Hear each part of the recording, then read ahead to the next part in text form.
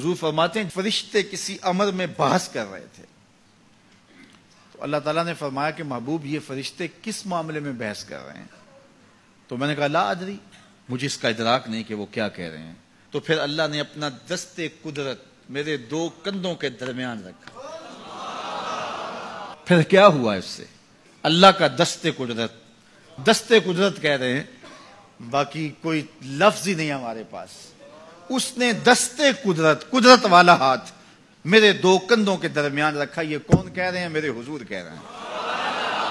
میرے رب نے دست قدرت میرے دو کندھوں کے درمیان رکھا۔ پھر ہوا کیا؟ سن لو اگلے لفظ۔ دست قدرت یہاں آیا، ٹھنڈ سینے میں پڑ گئی۔ فَعَلِمْتُ مَا فِي السَّمَاوَاتِ وَالْأَرْضِ، زمین اور آسمان میں جو کچھ تھا اللہ نے سب کا علم مجھے عطا کر۔ سینے میں نور آ گیا، سینے میں علم آ گیا۔ کائنات کی کوئی شے ایسی نہیں ہے جو حضور علیہ الصلوۃ والسلام نہ جانتے ہو۔ اور پھر کہاں تک علم آیا یہ حضور سے پوچھیے۔ فرمایا قرب قیامت میں جب دجال آئے گا تو میرے غلام اس کے مقابلے کے لیے نکلیں گے۔ دجال کب آئے گا اللہ جانتا ہے۔ 1400 سال اس بات کو بتائے ہوئے ہو گئے۔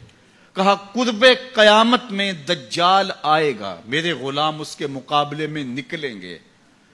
انی لعارف اسماءہم، میں اپنے ان غلاموں کے ناموں کو جانتا ہوں۔ کب؟ جو قرب قیامت میں آئیں گے۔ میں آپ کے ناموں کو نہیں جانتا۔ آپ 2 سال 4 سال 5 سال سے میرے پیچھے جمعۃ المبارک پڑھ رہے ہیں، شکلوں کو پہچانتا ہوں، ناموں کو نہیں جانتا۔ کئی لوگ بڑے شوق سے کہتے ہیں جناب وہ نذیر صاحب، ندیم صاحب، فلاں صاحب، وہ آپ کے، میں کہتا ہوں تصویر دکھاؤ گے تو میں پہچانوں گا۔ تو اتنے لوگوں کے نام میں یاد نہیں رکھتا۔ تو جب میں آپ کے نام نہیں جانتا جو ہر جمعۃ المبارک کو یہاں آتے ہیں، تو جہاں 2 مہینے کے بعد درس قرآن دینے جاتا ہوں تو وہاں کے لوگوں کے نام کیسے جانوں گا؟